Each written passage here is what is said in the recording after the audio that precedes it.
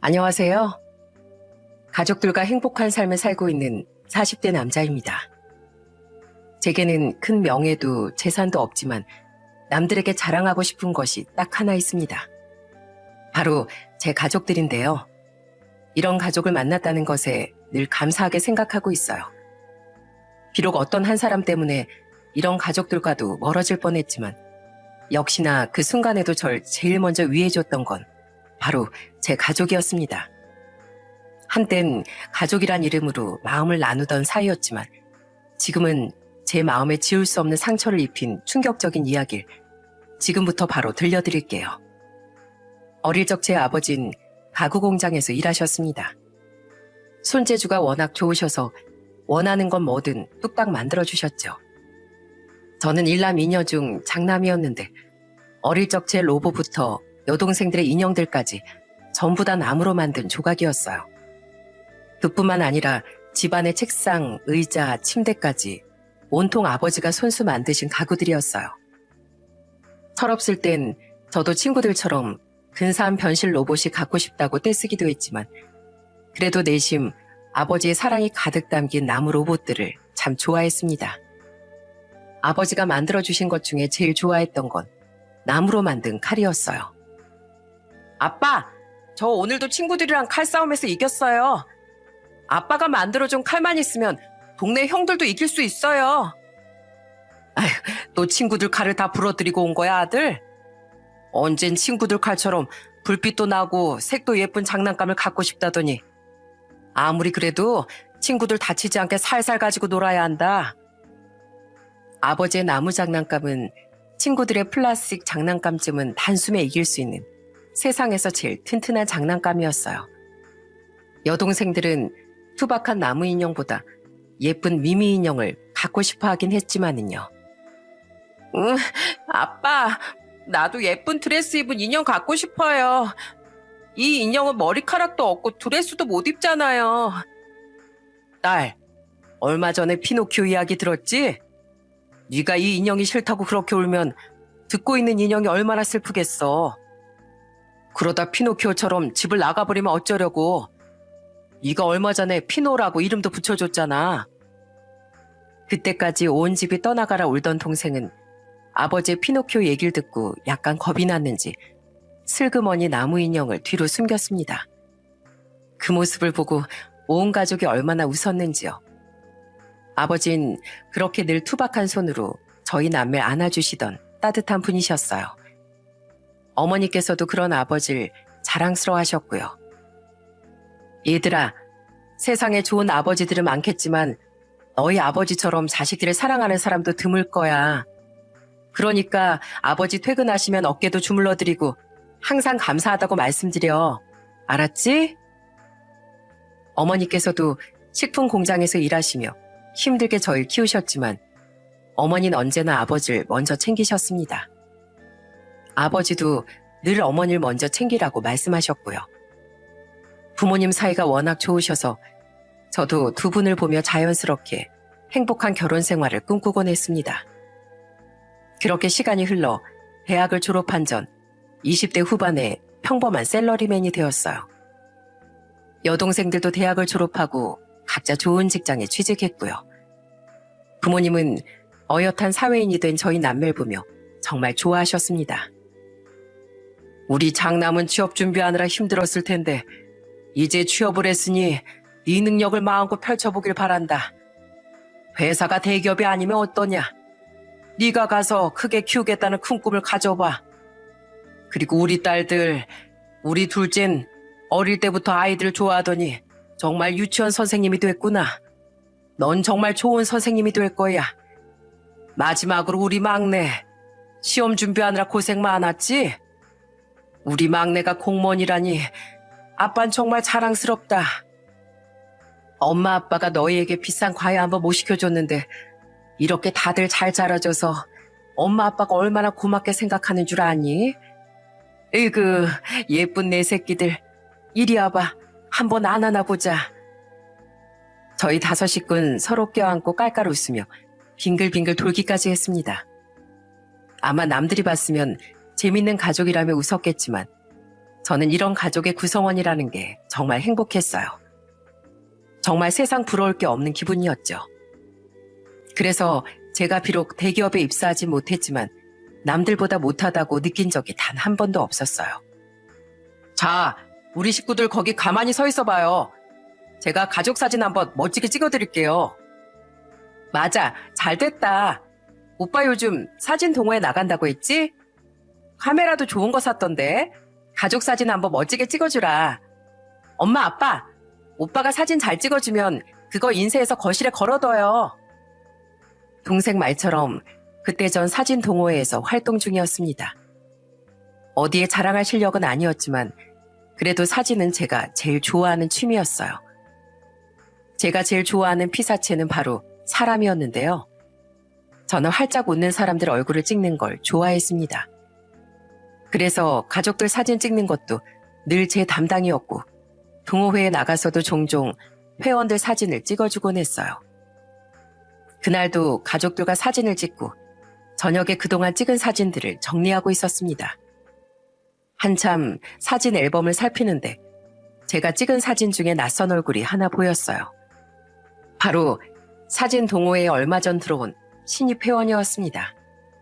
지금은 제 아내가 된 사람이기도 하고요.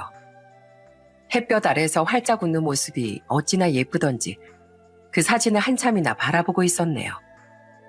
지금 생각해보면 아마 그때 아내에게 제가 첫눈에 반한 것 같아요. 시간이 조금 흘러 주말이 되어 동호회에 나가게 되었고 저는 큰 용기를 내서 아내에게 말을 걸었습니다. 안녕하세요. 정말 죄송한데 제가 지난 모임 때 허락도 안 받고 영애 씨 사진을 찍었었어요. 그냥 지울까 하다가 사진이 너무 잘 나와서 혹시 괜찮으시다면 사진을 뽑아서 드리고 싶어요. 괜찮으실까요? 어머, 그러셨어요? 전 좋아요. 사진 동호회인데 제 사진을 찍어주셨다니 제가 감사드리죠. 혹시 어떤 사진인지 볼 수 있을까요? 아내는 흔쾌히 사진을 찍어도 괜찮다며 웃어주었습니다. 저는 바로 사진을 뽑아서 예쁜 액자에 담아 선물해 주었고요. 그 일을 계기로 대화를 주고받게 된 저흰 얼마 지나지 않아 연인으로 발전하게 되었습니다. 서로 취미가 같았던 아내와 전 연인이자 세상에 둘도 없는 단짝 친구가 되었죠. 아내는 만나면 만날수록 늘 놀라움을 주는 사람이었습니다. 아니, 직업이 한의사라고? 근데 왜 말하지 않았어? 난 그냥 나처럼 평범한 직장인인 줄 알았지. 의사 선생님이 이렇게 겸손해도 되는 거야?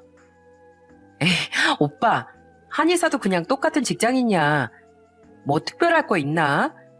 나도 월요일이 제일 힘들고 매주 주말만 간절하게 기다리는 사람이라고.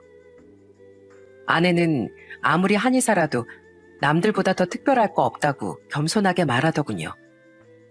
아내는 그런 겸손한 성품 때문에 더욱 매력적으로 보이는 사람이었어요. 물론 이렇게 매력적인 아내를 이성으로 보는 사람은 저뿐만이 아니었습니다. 같은 동호회라며 아내에게 대시하는 남자가 얼마나 많았다고요. 영애야, 저번에 새로 들어온 남자 회원이 너만 보고 있는 거 알아? 또 당신한테 반했나 봐. 내가 진짜 걱정돼서 못 살겠다니까. 우리 그냥 동호회에 나갈까? 전 그때마다 사춘기 소년처럼 질투하며 투정을 부렸습니다. 아내는 저보다 2살 어렸지만 늘 그런 절 안심시켜 주었죠. 으이구, 걱정하지 마시죠. 내가 오빠만 이렇게 보고 있는데 누가 날 보는 게 무슨 상관이야.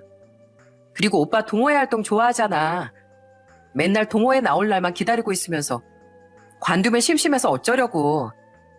오빠가 정 신경 쓰이면 내가 동호회 정리할게. 나도 좀 바쁘기도 했고. 아내는 정말 진심이었는지 얼마 지나지 않아 동호회 활동까지 정리하며 절 배려해 주었어요. 전 아내에게 미안해서 동호회보단 아내와 둘이 출사를 다니기 시작했죠. 여기저기 좋다는 명소를 여행하며 그렇게 서로를 눈과 카메라에 부지런히 담았습니다. 저흰 그렇게 2년간 알콩달콩 연애라고 마침내 결혼을 약속하게 되었어요. 결혼 전에 먼저 장인어른 장모님을 찾아뵈야겠다 싶었습니다. 이렇게 예쁘고 똑똑하게 자란 딸을 저같이 평범한 사람과 결혼시키는 걸 반대하시면 어쩌나 조금 겁을 먹기도 했지만은요. 아내에게 듣기로 아내의 집안은 소위 정말 잘 나가는 집안이었어요. 일단 아내는 3남매 중 둘째였는데 아내 큰언니는 대기업 연구원이었고 막내 남동생은 일본에서 아주 유명한 대기업에 재직 중이라고 했습니다. 예비 처형의 남편은 대학에서 학생을 가르친다고 들었어요. 장인어른 역시 사업을 크게 하고 계셨고요. 그러고 싶지 않았지만 솔직히 마음이 엄청 위축되더라고요. 꿀리고 싶지 않은 마음도 컸고요. 아내도 그런 제 마음을 눈치챘는지 옆에서 열심히 절 챙겨주었습니다. 오빠, 마스크팩 하고 싶다고 했지? 이거 추천받은 건데 남자들 쓰기에도 좋대. 이거 하고 자. 그리고 내가 눈썹도 좀 다듬어 줄까? 그러면 인상이 훨씬 깔끔해 보일 거야. 나 다 해줘. 그리고 우리 백화점도 들리자. 가서 양복도 사고 구두도 사야겠어. 나 머리 어떤 스타일이 제일 어울린다고 했지? 내일 미용실도 가야겠다. 그걸 다 산다고? 아휴, 너무 무리하지 마, 오빠. 안 그래도 돼. 오빠가 하도 불안해하니까 내가 팩까지 챙겨주긴 하지만 난 지금 모습 그대로가 제일 좋아. 절대 누구에게도 꿀리지 않아. 아내의 말에 불안함을 조금 덜었지만 그래도 여전히 긴장되는 마음이었어요. 그렇게 드디어 예비 처갓집에 방문하는 날이 되었습니다. 아침부터 부산을 떤 덕분에 그나마 평소보다 깔끔한 모습이었지만 그래도 자신감은 계속 바닥인 상태였어요. 그래도 장인 장모께 씩씩하게 인사를 드렸습니다. 처음 뵙겠습니다. 김경욱이라고 합니다. 저 영애와 예쁘게 만나고 있습니다. 제가 많이 부족하지만 두 분께 실망시켜드리지 않도록 앞으로도 영애에게 최선을 다하겠습니다. 우리 예비 사이가 아주 씩씩하구만. 그래, 우리 영애 잘 부탁하네. 내가 얼마나 애지중지 귀하게 키운 딸인데 자네를 믿어보겠네. 장인어른은 저를 마음에 들어 하시는 눈치였습니다. 저는 조심스럽게 선물로 들고 간 고급 위스키를 내밀었어요. 저 장인어른께서 약줄 좋아하신다고 들어서 괜찮은 위스키 한 병 들고 왔어요. 이 브랜드 좋아하실지 모르겠습니다. 아니, 처갓집에 처음 오면서 벌써부터 술을 가져와? 이 사람 건강 생각해서 먹던 술도 당장 끊어야 할 판인데 그 술병 쳐다도 보기 싫으니까 당장 가져갔으면 좋겠네. 하지만 복병은 따로 있더라고요. 바로 장모께서 절 탐탁지 않아 하는 눈치였거든요. 저는 제가 큰 실수를 것 같아 그때부터 진땀을 흘렸습니다. 장모는 제가 당황하자 이때다 싶었는지 거침없이 제 호구 조사를 하기 시작했어요. 자네, 부모님은 뭐 하신다고? 그 집도 삼남매라고 들었는데 형제들은 뭐 하고? 다들 직장은 있겠지? 네, 장모님. 아버진 저 어릴 적부터 지금까지 가구 공장에서 일하고 계시고요.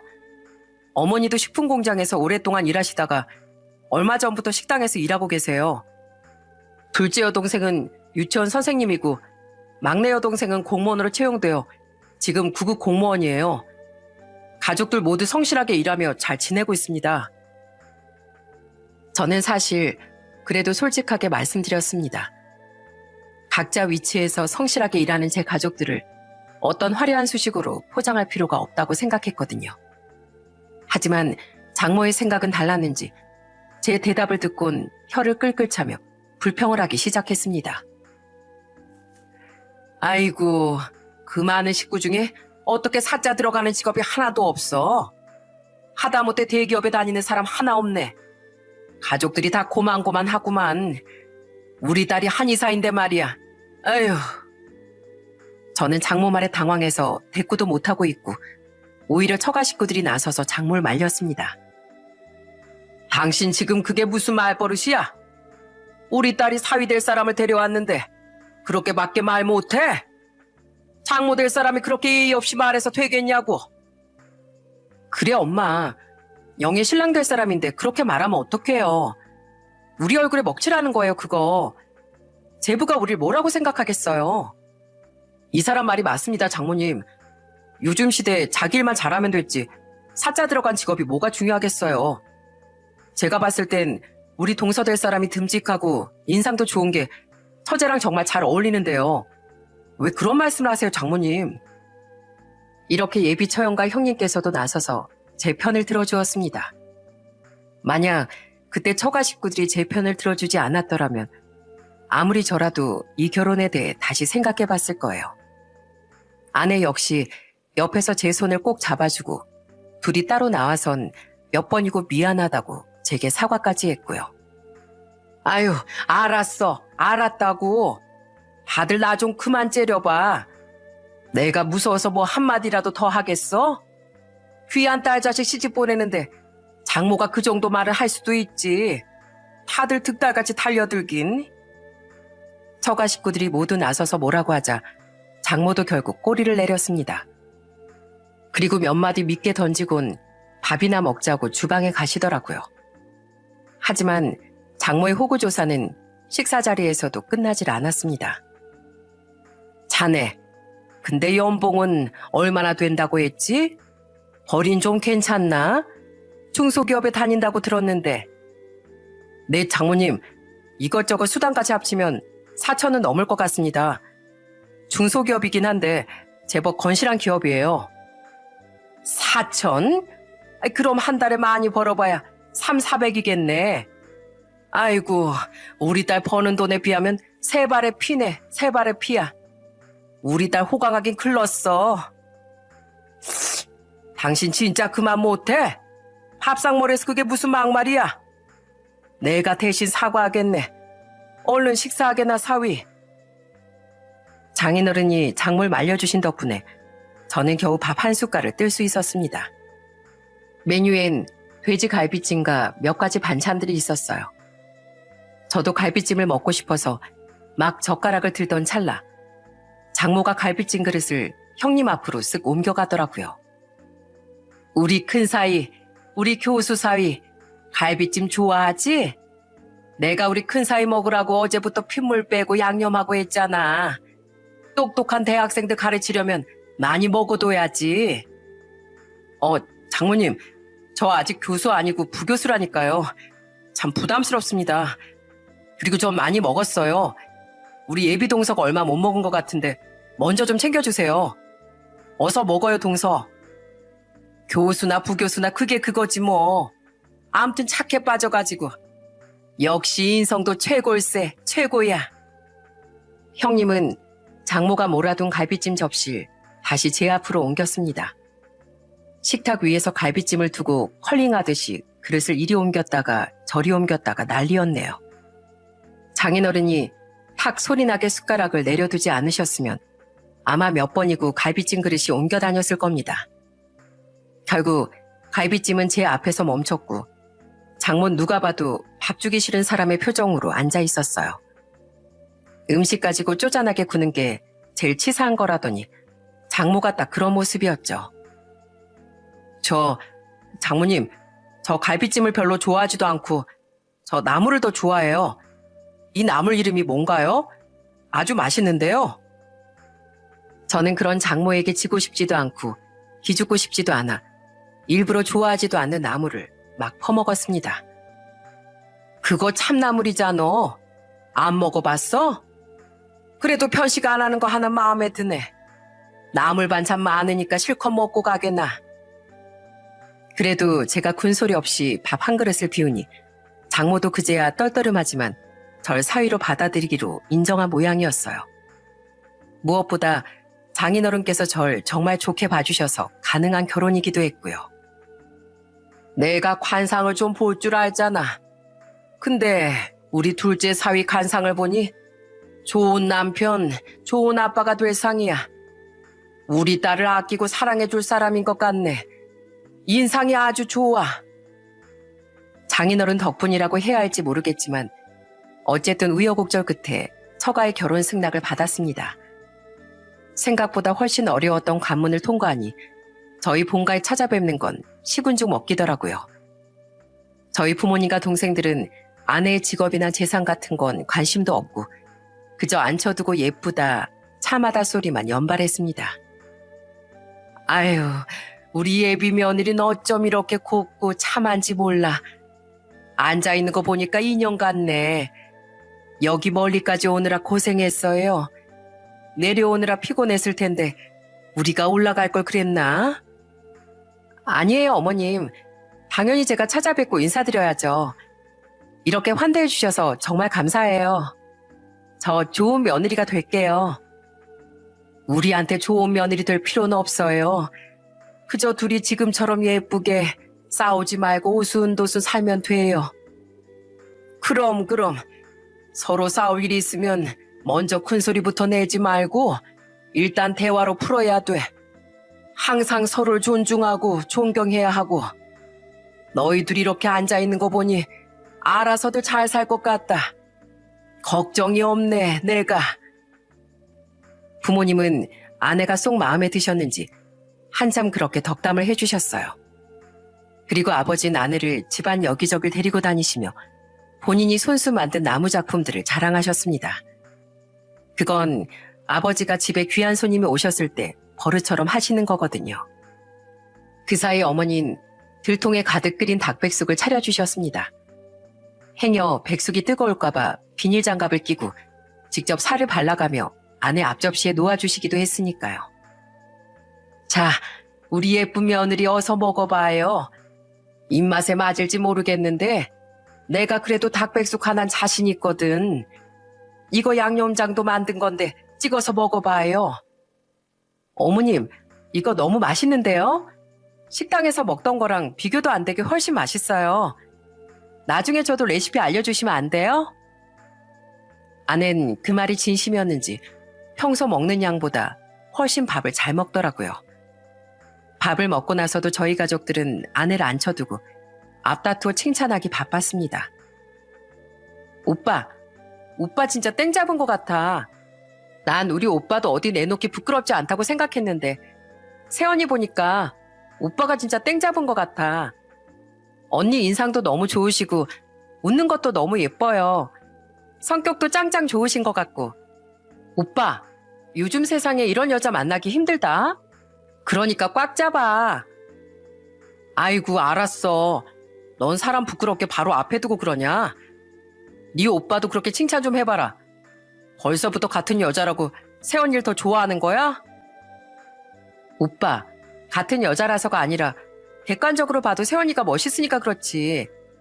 직업도 한의사라고 들었는데 그것도 너무 멋있어요, 언니. 좋게 봐줘서 고마워요, 아가씨. 앞으로 침 맞고 싶을 때 언제든지 편하게 말해요. 아내는 그렇게 제 가족들의 큰 환영을 받으며 무사히 결혼 허락을 받았습니다. 제 아내의 경제적인 것보다 사람 됨됨이를 먼저 봐준 가족들에게 무척 감사했죠. 그렇게 저흰 무사히 결혼하게 되었고 부부일 뿐만 아니라 양가의 며느리와 사이로서 살아가게 되었습니다. 아내는 결혼 후에도 제 가족들에게 정말 좋은 며느리였어요. 부모님께 항상 먼저 안부 전화를 걸고 때마다 아내가 일하는 한방병원으로 모셔 침도 놔드리고 보약도 지어드렸답니다. 아이고, 우리 새아가가 집으로 공진단을 보냈지 뭐야. 그거 엄청 비싼 거 아니냐? 이런 거 안 보내도 되는데 너희부터 잘 챙겨 먹으렴. 그리고 경우가 엄마 아빠가 새아가한테 이렇게 극진한 대접을 받는 것 이상으로 너도 장인 장모님께 잘해야 한다. 알지? 그럼요, 엄마. 걱정 마세요. 저도 장인어른 장모님 잘 챙겨드리려고 노력하고 있어요. 부모님은 제게 항상 당신들보다 처가에 더 잘해야 한다고 신신당부를 하셨습니다. 저도 아내에 비하면 부족할지 몰라도 처가에 잘 보이고 싶어서 굉장히 노력했어요. 제철 과일이나 음식도 시길 놓치지 않고 선물했고 집안에 대소사가 있을 때마다 누구보다 먼저 처가로 달려갔습니다. 장인어른, 장모님, 저 왔습니다. 아내는 일이 좀 바빠서 좀 늦게 올 것 같아요. 이번 명절에 성묘 가신다고 했죠? 저랑 같이 가시죠? 아유, 우리 성실한 김서방 벌써 왔나? 일단 밥부터 먹고 가자고. 영애도 없이 혼자 오느라 고생 많았네. 명절 때마다 우리 둘째 사이가 한 걸음에 달려와 주니 아주 든든해. 다른 자식들 아주 다 필요 없다고. 처가에 갈 때마다 장인어른은 절 반겨주셨지만 장모는 여전히 쌀쌀 맞았습니다. 아니, 아직 나갈 준비도 안 됐는데 벌써 왔어? 김서방은 할 일도 없나 봐. 우리 큰사인 교수라 그런가 늘 바쁜 것 같던데. 김서방이라도 한가해서 다행이네. 장모가 절 못마땅해 할 때마다 기운이 쭉 빠졌지만 그래도 아내와 장인어른을 보며 참곤 했습니다. 특히 장인어른께서 속상한 제 마음을 누구보다 잘 알아주셨어요. 어느 날은 장인어른과 형님하고 남자 셋이 등산을 간 적이 있거든요. 저는 여동생들만 있고 아버지도 등산을 별로 좋아하지 않아서 이렇게 등산 온 적이 없었는데 처가 식구들과 이렇게 오니 기분이 색다르고 좋더라고요. 셋이 정상에 올라 사진도 찍고 내려와서 막걸리도 한잔하게 되었습니다. 술이 어느 정도 오른 장인어른께서 제게 솔직한 마음을 표현하셨어요. 우리 둘째 사위, 자네 장모가 말을 밉게 해서 많이 속상하지? 내가 정말 미안하게 생각하네. 자네 장모가 애들 어릴 때부터 욕심이 참 많았어. 애들이 공부도 잘하고 자기 앞가림도 잘하는데 그래도 계속 욕심을 부리더라고. 그래서 나랑도 몇 번이나 크게 싸우고 이혼 위기까지 겪었다니까. 자네가 이해해 줄 거라고 믿고 이런 허물까지 다 말하네. 근데 자네 장모가 나쁜 맘 먹고 그러는 건 아니야. 애들 힘들게 공부시키고 다 키워놨으니까 좋은 집안에 시집 보내고 싶었던 마음이라고 생각해 주게. 사돈 어른들께서 누구보다 훌륭하신 분들이지만 말이야. 이 부모 마음이라는 게 참 때론 이기적이거든. 내가 자네 장모가 또 말실수하면 아주 따끔하게 한 소리 할 테니까 걱정 말고. 저는 장인어른의 진심을 느낄 수 있었습니다. 옆에서 형님께서도 제 마음을 살펴주셨고요. 그래 동서, 그동안 많이 서운했지? 사실 나도 장모님이 자꾸 비교하시니까 마음이 여간 불편한 게 아니었거든. 그러지 마시라고 여러 번 말씀도 드렸고 동서가 마음 상하는 순간도 있겠지만 내 마음은 그게 아니니까 오해하지 말아줘. 어? 내 마음 알지? 알죠 형님. 오해하지 않습니다. 그리고 아버님, 제 걱정해 주셔서 정말 감사해요. 저도 장모님이 말씀을 그렇게 하셔도 본심은 그렇지 않을 거라고 믿고 있어요.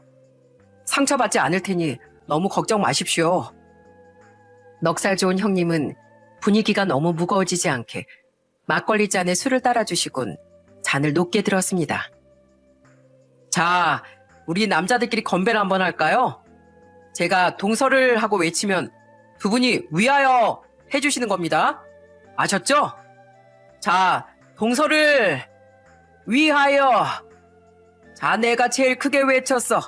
다들 들었지? 저는 형님과 아버님 덕분에 장모에 대한 복잡한 감정은 잠시 내려놓고 아주 즐거운 시간을 보냈답니다. 두 분도 그 술자리가 즐거우셨는지 그 뒤로도 종종 남자들끼리 막걸리나 소주 한 잔씩을 하게 되었죠. 처남이 가끔 한국에 오면 넷이서 만나 술 한 잔 기울이기도 하고요. 제가 이렇게 처가 식구들과 좋은 시간을 보내는 것처럼 아는 제 어머니와 여동생들과 종종 식사 자리를 가졌습니다. 그쪽은 여자들끼리 또 얼마나 재밌게 노는지 가끔 저도 껴달라고 해도 안 된다고 딱 잘라 말하더라니까요. 성별로 팀을 나누는 건 아니지만 우리 여자들끼리 얼마나 할 얘기가 많은 줄 알아? 저번엔 우리 언니까지 불러서 여자들끼리 커피를 3시간이나 마셨다니까. 그래도 각자 할 얘기를 다 못해서 헤어질 때 뭐라고 인사했던 줄 알아? 새언니, 못다한 얘기 많으니까 우리 다음 주에 또 만나요. 이랬다니까. 이렇게 저희 부부의 가족들은 양가 사돈끼리 크게 낯가리지 않고 가끔 식사도 같이 하고 서로 즐겁게 지냈습니다. 물론 장모는 빼고요. 장모는 저뿐만이 아니라 제 가족들에게도 대면대면하게 구셨거든요. 그래도 사돈이라고 막말을 안 하는 게 그나마 다행이라고 생각했네요. 그렇게 저희 부부는 이런저런 일을 겪으며 아들 하나, 딸 하나 낳고 재밌게 잘 지냈습니다. 시간이 쏜살같이 흘러 10년이 흘렀고 저희도 나이를 먹고 양가 부모님도 어느새 70대가 되셨네요. 저희 아버지 칠순 땐 아내가 정말 큰 선물을 했답니다. 자그마치 자연산 산삼을 선물해드린 거 있죠? 딱 봐도 수백만 원은 넘는 귀한 삼이었어요. 아니 며느라, 이런 귀한 걸 어떻게 구했어? 우리 며느리 덕분에 산삼 먹고 칠순잔치가 아니라 내가 아주 한갑잔치를 해야 할 판이구나. 아버님만 건강하시다면 산삼은 얼마든지 구할 수 있어요. 그러니까 오래오래 저희 곁에서 든든히 계셔주세요. 매번 바쁘기만 한 며느리인데 항상 예뻐해 주셔서 감사해요. 아내가 이렇게 부모님께 잘하니 저도 처가에 정말 잘해드리고 싶었습니다. 그래서 다가오는 장모의 칠순 때 저도 큰 선물을 해드리고자 마음먹었어요. 그래서 꽤 오래전부터 돈을 모으기 시작했습니다. 그렇게 1,000만 원 정도 모았을 때 마침 장모의 칠순이 되었어요. 저는 처형과 형님에게 미리 말씀드리고 아주 고급 호텔 연회장을 예약했어요. 장모의 가족분들도 초대하면 좋아하실 것 같아 미리 연락드리고 처가 지역으로 차까지 대절해서 모셔오기도 했고요. 아직도 영 신임을 못 받는 사이지만 이번에야말로 장모께 점수를 좀 따고 싶었습니다. 그동안 저와 장모의 관계 때문에 다른 가족들이 눈치를 정말 많이 봤거든요. 장모는 이런 제 마음도 모르고 여전히 동서 형님과 절 차별하고 있었어요. 칠순잔치 전에 처가에서 다 같이 술자리를 가진 적이 있었어요. 그때 장모는 기분이 좋으셨는지 연신 형님 술잔에 술을 따라주셨죠. 우리 큰사위 이 장모 술 한 잔 받으시게. 이게 자네 장인이 선물 받은 술인데 엄청 비싼 술이라네. 장모는 형님께만 고급 양돌 주시고 전 소주 좋아하지 않냐고 소주를 병째로 앞에 두셨죠. 장모님, 저도 양주 좋아합니다. 저도 그 술맛 좀 보고 싶어요. 아이고, 꼴에 입은 고급인가? 술도 급에 맞게 먹는 거지. 이게 얼마짜린 줄이나 알아? 자네 월급으론 구경도 못할 술이야. 그때 장모를 위해 칠순잔치를 준비하고 있었는데 그런 말을 들으니 정말 서운하더라고요. 장모님, 그렇게 말씀하시면 저 정말 서운합니다. 저도 장모님께 예쁨 받는 사이가 되고 싶어요. 그러니까 기회를 좀 주세요. 자네 지금 장모 앞에서 술 주정하나? 취했으면 가서 잠이나 자. 물론 서운하다는 그 말도 무시당했지만은요. 그래도 칠순잔치를 잘해드리면 절 인정해 주실 거라고 기대하고 열심히 준비해 나갔습니다. 그리고 마침내 잔치 당일이 되었어요. 장모는 아내가 미리 준비해둔 한복도 곱게 입으시고 아침부터 미용실에서 머리 드라이도 받고 오셨어요. 예쁘게 차려입고 호텔 연회장에서 친인척을 다 불러서 잔치를 여니 기분이 얼마나 좋으셨겠어요. 장모는 정말 크게 기뻐하면서 덩실덩실 춤까지 추셨습니다. 그 모습을 보니 저도 참 좋더라고요. 아내와 처형도 제게 연신 고맙다고 인사했습니다. 제가 미리 섭외해둔 사회자가 여러 가지 코너를 열었고 기분이 하늘 끝까지 좋아진 장모는 여러 사람이 권하는 술도 빼지 않고 다 마셨죠. 손주들이 나와서 노래도 하고 재롱도 부리고요. 할머니, 오래오래 건강하세요. 그리고 생신 축하드려요. 선물로 할머니 좋아하는 노래 불러드릴게요. 그래. 우리 손주들 재롱 보는 재미에 이 할미 100살까지 살아야겠다. 이어지는 손주들 재롱에 장모는 손뼉을 치며 좋아하셨고 그날 모인 가족들과 친척들 모두 장모의 칠순을 진심으로 축하해 줬습니다. 장모는 술에도 조금 취했고 기분도 좋으셨는지 아이들의 노래가 끝나자마자 먼저 나서서 마이크를 잡더라고요. 그리고 이어지는 장모의 말에 전 경악을 금치 못하고 이때까지 제가 한 모든 노력이 후회가 되기 시작했습니다. 지난 10년의 세월이 주마등처럼 흐르면서 머리를 한 대 얻어맞은 것 같은 충격에 빠지고 말았죠. 장모의 말은 이러했습니다. 먼저 이 자리를 빛내주기 위해 찾아주신 가족 여러분, 그리고 지인, 친척 여러분 감사합니다. 세월이 어떻게 가는지도 모르고 애들 키우는 데만 매진하다 보니 제 나이가 벌써 70이 되어버렸네요. 우리 가족들 항상 너무나 고맙고 무엇보다 우리 큰사위. 내가 우리 큰사위를 제일 좋아하는 거 알지? 대학교 교수인 자네가 정말 자랑스러워. 그리고 항상 듬직하게 우리 딸을 아껴주고 또 우리 손주들과 좋은 모습만 보여줘서 고맙네. 우리 교수 사이가 최고야. 이때만 해도 다들 차례로 가족들에게 감사를 전한다고 생각하고 장모의 말에 박수를 쳤어요. 저 또한 제일 크게 박수를 쳤고요.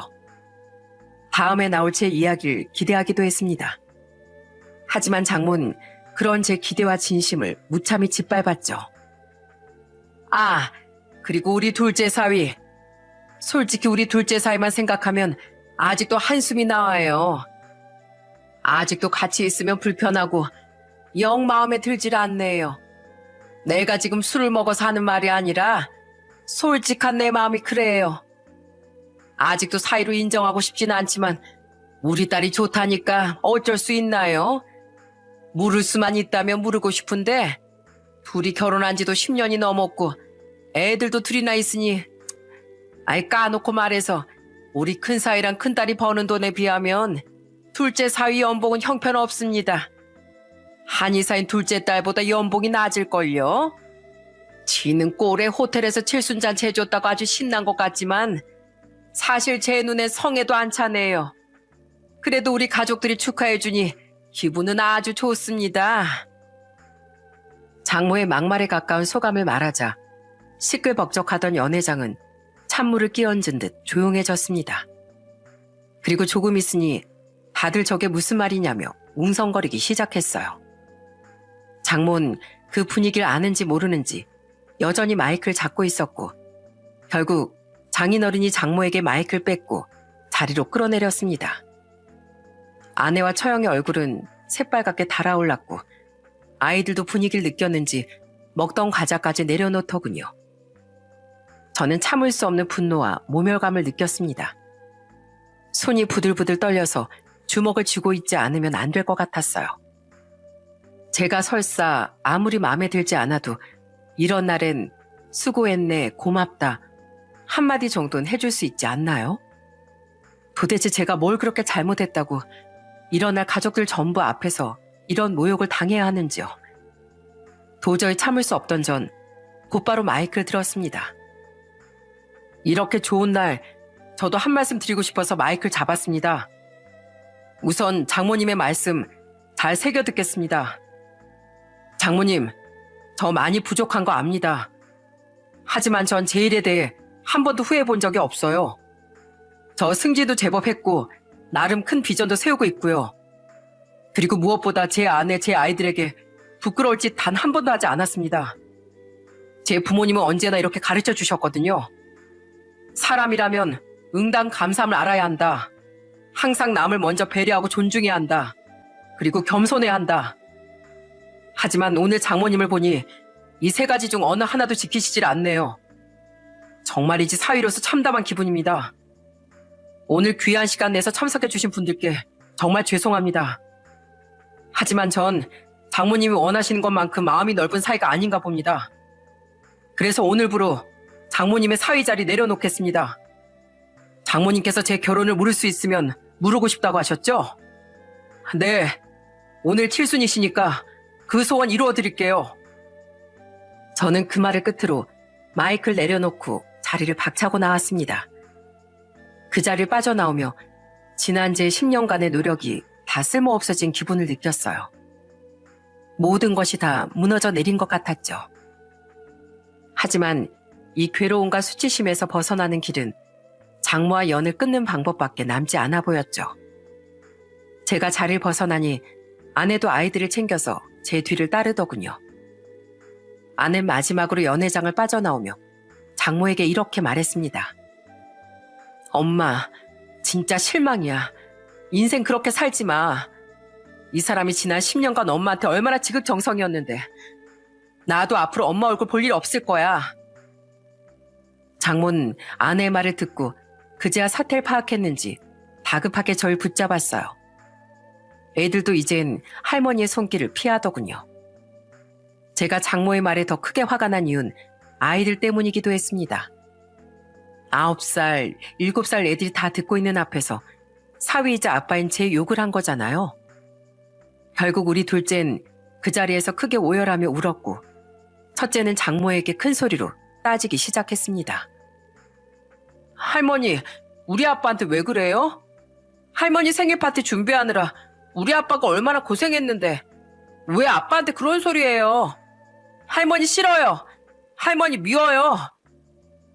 아이들은 아내 뒤로 쑥 숨어버렸고 장인어른은 사태를 수습하기 바빴습니다.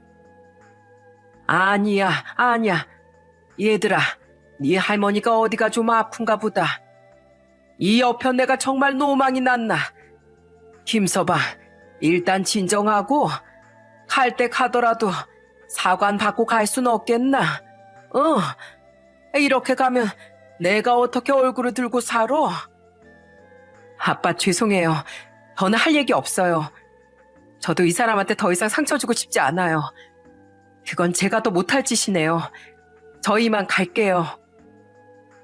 저희 식구는 그렇게 연회장을 빠져나왔습니다. 애들도 저희 부부도 말없이 차에 올랐지만 시동도 걸지 못하고 내 식구가 꺼이꺼이 울고 말았습니다. 나중에 처형에게 이야기를 들으니 저희가 나가고 나서 칠순잔치가 아주 개판이 되었다고 하더라고요. 장인어른을 비롯한 가족들이 장모에게 소리소리 지르며 크게 화를 냈다고 했습니다. 이놈의 여편네, 내가 그 입 조심하라고 했지?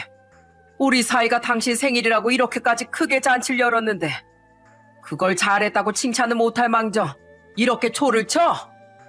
당신 진짜 노망이라도 난 거야? 정신이 어떻게 된 거야? 아니, 내가 뭐 무슨 틀린 말 했어? 우리 딸이 아까운 건 사실이잖아. 그래서 뭐 내가 사위가 싫다고 했어? 그냥 내 솔직한 마음이 그렇다는 거지. 그래도 우리 딸이 한의사인데 내가 그 정도 욕심도 못 부려? 이 미련한 사람아, 당신 아직도 누가 아깝다는 소리가 나와? 오늘 당신 축하한다고 발벗고 뛴 건 당신 사위라고, 사위. 우리 그 잘난 딸이 아니라 이 못난 여편네야. 그래서 솔직하게 말하고 자식한테 버림받으니까 이제야 속이 시원해? 결국 장인어른과 장모는 그 자리에서 크게 말싸움을 했고 칠순잔치를 축하러 왔던 모든 친인척이 그 광경을 지켜보다 눈치만 보며 자리를 떠났다고 하더라고요. 장모는 가장 축하받고 기뻐해야 될 날에 자기 손으로 큰 불행을 불러오고 말았습니다. 이 사달이 난 이후 마음의 상처를 크게 입은 전 제 인생에서 장모를 지우기로 했습니다. 장모의 번호까지 지워버렸어요. 장모의 그 가시돋친 말들이 잊히지 않아 차라리 모르는 사람으로 생각하고 살기로 했습니다. 아내 역시 마찬가지였고요. 차라리 진작에 그렇게 생각할 걸 지난 10년간 왜 제가 참고만 살았는지 후회가 됐네요. 그래도 장인어른께는 차마 연을 끊자고 할 수 없어 가끔 안부만 묻고 지냈습니다. 그러던 어느 날 술에 얼큰하게 취하신 장인어른께서 저희 동네 포장마차에 있다며 나와줄 수 있냐고 물으시더군요. 전 망설이다 포장마차로 향했습니다. 오랜만에 뵌 장인어른은 그 사이 얼굴이 수척해지셨어요. 자네 왔는가? 안 깨나? 내 술 한 잔은 받아줄 거지? 내가 정말 자네에게 할 말이 없네. 면목도 없고 자네가 그날 사건 때문에 우리와 평생 연을 끊겠다고 해도 내가 무슨 말을 더 하겠나. 그래도 이거 하나만큼은 알아주게. 자넨 영원히 자랑스러운 내 둘째 사위고 다른 놈들 한 트럭을 줘도 난 자네를 놓치고 싶지 않어. 자네 장모 나까지 안 보고 살아도 되네. 근데 자네가 너무 큰 상처를 받았을까 봐 걱정이야. 내가 미안하네. 정말 미안해. 장인어른은 제게 미안하다면서 연이어 술잔만 들이키셨습니다. 저도 아무 말 못하고 장인어른이 따라주시는 술만 받아 마셨죠. 그로부터 며칠 지나지 않아 처형에게도 전화가 걸려왔더라고요. 제부 잘 지내요?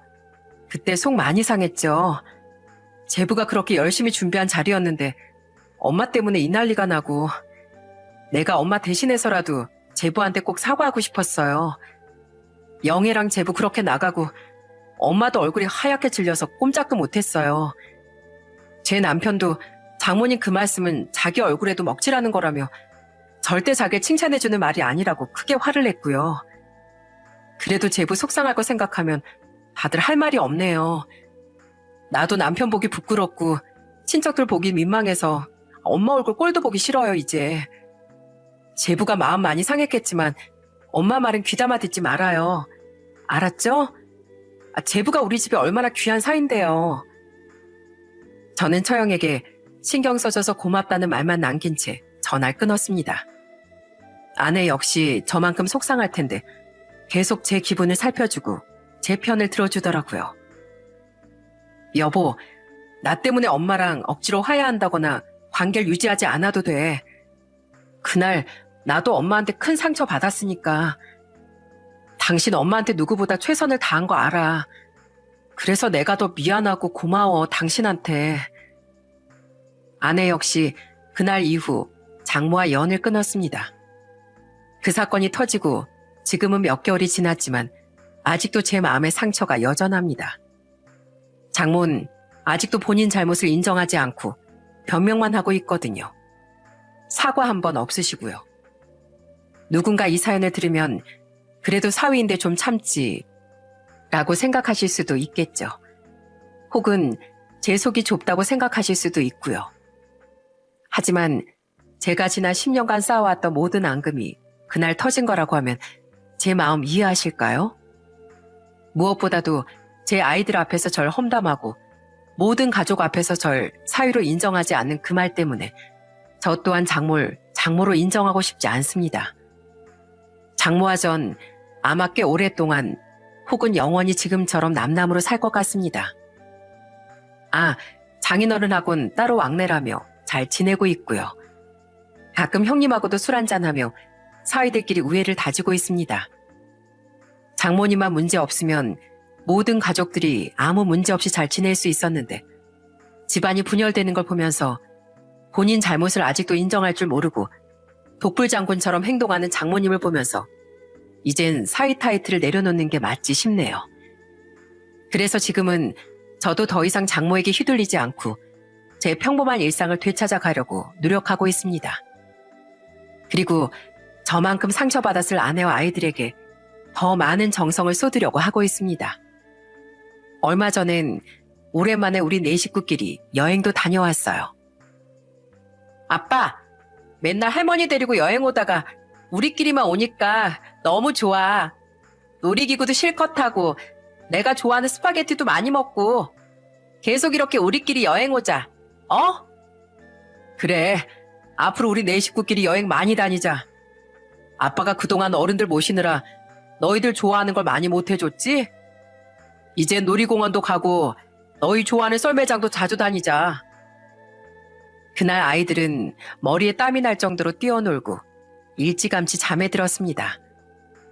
저희 부부는 오랜만에 둘만의 오붓한 시간을 가졌죠. 연애 시절 둘이서 여행도 참 많이 다녔는데 이렇게 둘이 앉아 저녁을 먹은 것도 오랜만인 것 같네요. 여보, 당신은 누가 뭐래도 나한테 가장 멋진 남자야.